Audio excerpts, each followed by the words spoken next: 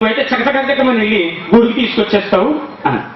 ఏదో మనం అందరూ కలిపి కూర్చొని ఇక్కడ రకరకాలు తిందామని ఇక్కడికి వచ్చాం, మీరు మళ్ళీ నన్ను గొడుకు పంపించడం బాగాలేదు, మరి నేను వచ్చేదాకా తినడానికి వీల్లేదు మీరు. తినుతాను, నువ్వు వచ్చే వరకు అలా కూర్చొని ఉంటాను.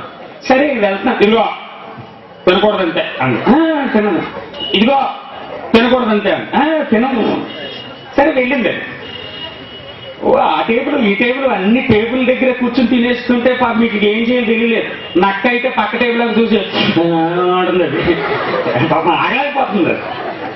ఒక అరగంట అయింది. అరగంట తర్వాత నక్కని లాభం లేదు, ఉండలేకపోతున్నాను నేను, ఒక పని చేద్దాం, మనం ఏం తిన్నామో కుందేలకు కూడా అయ్యే పెట్టిందాం, ముందు మనం తినేద్దాం. ఎలుగుబంటి బాగుంది కరెక్టే అని అన్నీ వచ్చేసినాయి.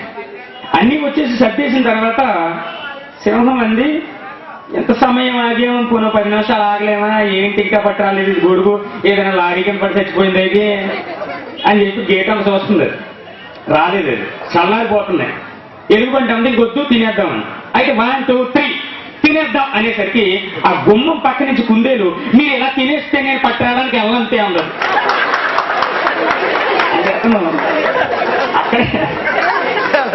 అక్కడే ఉంది, అక్కడే ఉండి లేనట్టుగా ఉంది. కొన్ని పనులు అలా ఉంటాయి. పని చేస్తున్నప్పుడు ఉండే ప్రాబ్లమ్స్ వచ్చేసి వాళ్ళకి తెలుస్తూ ఉంటాయి. అని చెప్తున్నాం, ఏం వేళకాలం పనులు ఏం కాదు.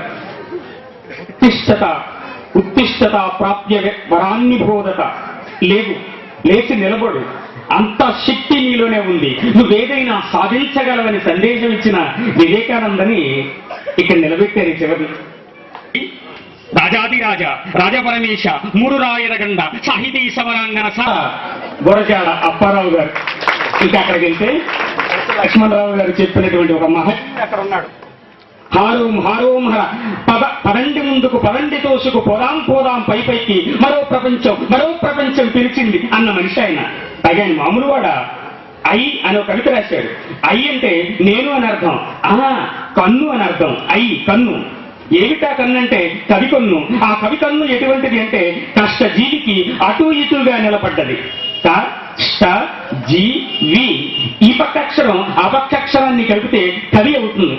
ఆ కష్టజీవులకి అటు ఇటుగా నిలబడ్డవాడు కాబట్టి భూతాన్ని యజ్ఞోపవేతాన్ని వైప్రజ్ఞ గీతాన్ని నేను అరిష్టే పద్యం స్మరిష్టే వాద్యం అనల వేదిక ముందు అశ్రు నైవేద్యం లోకాలు భవభూతి శ్లోకాలు పరమేష్టి జోకాలు మహోద్రేకాలు నా ఊహ చంపీయమాల రసరాజ్యడోర నా ఊల గేరారగోడ గిరులు సాగరులు తేలికా మంజరులు నాదొక దుర్గం నాదొక స్వర్గం అనర్గలం అనితర సాధ్యం నా మార్గం అని వినిపించిన మహనీయుడు శ్రీరంగం శ్రీనివాసరావు శ్రీశ్రీ. ఏ చిత్రపటాన్ని పెట్టారండి. ఒక్కొక్క చిత్రపటాన్ని చూస్తుంటే ఒక అపూర్వమైన ఘట్టం గుర్తొస్తాను. మళ్ళీసారి జీసస్ మనం ప్రవక్తని బుద్ధుణ్ణి వీళ్ళని కూడా మనం పెట్టుకోవాల్సిన అవసరం ఉంది. జాతి గతిని ఎప్పటిదాకా ఏం చెప్పాడు. ప్రొద్దుకే ఆ వెనకాల ఉన్నటువంటి కళ్యాణ మండపం దగ్గరికి వెళ్ళాను మా పాపం తీసుకుని. ఒక అద్భుతమైనటువంటి చిత్రమాలిక కేజీవి సత్యనారాయణమూర్తి గారిని వెంకట్ అంటాం, డ్రాయింగ్ మాస్టర్ అంటాం. సర్వసాధారణంగా డ్రాయింగ్ మాస్టర్ అంటాం, సూర్యం మాస్టర్ అంటాం. అలవాటైపోతాయండి మాస్టర్ల పేర్లు అలవాటైపోతూ ఉంటాయి. పొడుగు మాస్టారు, పొట్టి మాస్టారు, లావు మాస్టారు, పొట్ట మాస్టర్ అని పేరు తెలియనప్పుడు ఆయన ఎలా ఉన్నాడో చూసి ఆ పేరు పెడతా ఉంటాం. డ్రాయింగ్ మాస్టర్ వేసినటువంటి అద్భుతమైనటువంటి చిత్రమాలిక ఉంది అక్కడ. రామాయణాన్ని ఓ 70-80 పైన ఫోటోల్లో ఆయన చిత్రించారు. ఆ బొమ్మలు చూస్తుంటే బాబు గారే వేసారా లేదా బాలి వేసి ఉంటాడా అనిపిస్తోంది ఆ బొమ్మల్ని. ఒక అద్భుతమైన రామాయణ చిత్రమాలిక అక్కడ ఉంది. అపూర్వమైన సందేశం ఉంది అందులో. ఆయన ఊరికినే అరణ్యవాసానికి వెళ్ళినట్టుగా మనకు కనిపించదు ఆ చిత్రపటాన్ని చూస్తుంటే. తీసుకెళ్ళాడుగా, ఒక చైతన్యాన్ని నింపాడుగా. నేనేం చేశాను, ఊరికినే వాళ్ళ వెనకాల ఉన్నానంటే, నేనేం చెప్తే నేను అది చేసేస్తానంటే, అంతకు మించి నేనేం చేశాను అన్నారు ఈయన. ఇప్పుడు ఏ చైతన్యం లేకుంది, ఏ అలజడి లేనిదే సంద్రం ఎలా నిలుస్తోంది, చెక్కనిదే శిలకడుపున శిల్పం ఎలా పుడుతుంది, నడిపించే చైతన్యం లేనిదే నడవదు ఈ సృష్టి. విశ్వామిత్రుడు తీసుకెళ్లాడు, అస్త్రాలన్నీ నేర్పాడు. అప్పటికే వాళ్ళకి శస్త్రాలు వచ్చు.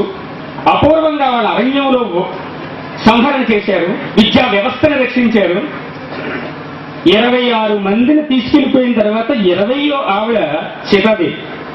చాలా మంది ఏమనుకుంటారంటే సీతను ఎత్తుకుపోయాడు రావణుడు అని. అభిపే 26 మందిని తీసుకెళ్లిపోయిన తర్వాత 27 ఆమె సీతాదేవి. వాడి పాపం అక్కడ పండింది. అప్పటి వరకు వాడికి ఆ ఛాన్స్ లేదు.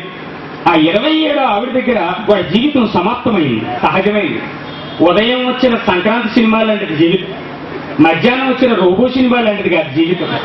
ఎందుకంటే జీవితం సహజమైంది కానీ యాంత్రికమైంది కాదు. యాంత్రికమైంది చల్లదన్నందుకే చివరిలో చిట్టీని తీసుకెళ్లి మ్యూజియంలో పెట్టాల్సి వచ్చింది.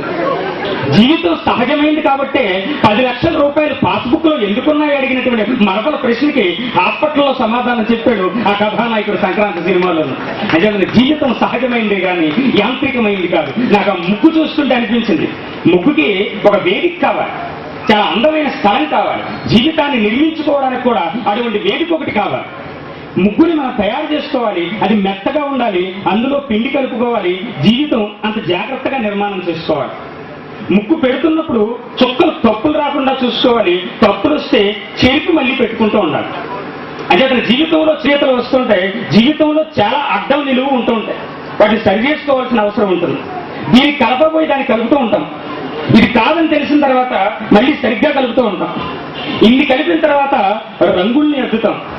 జీవితంలో ఎన్నో అంశాల్లో తప్పుల్ని ఒప్పుడుగా మార్చుకుంటూ కష్టాన్ని సుఖాలుగా మార్చుకుంటాం. అందుకని జీవితం ఒక రంగేలి. జీవితం మామూలు విషయం కాదు, ఒక రంగేలి. ఆ రంగోలి పెట్టేది చూసారు అక్కడ, ఆ రంగేలి ఏదైతే ఉందో అది జీవితం, అదే ముగ్గు.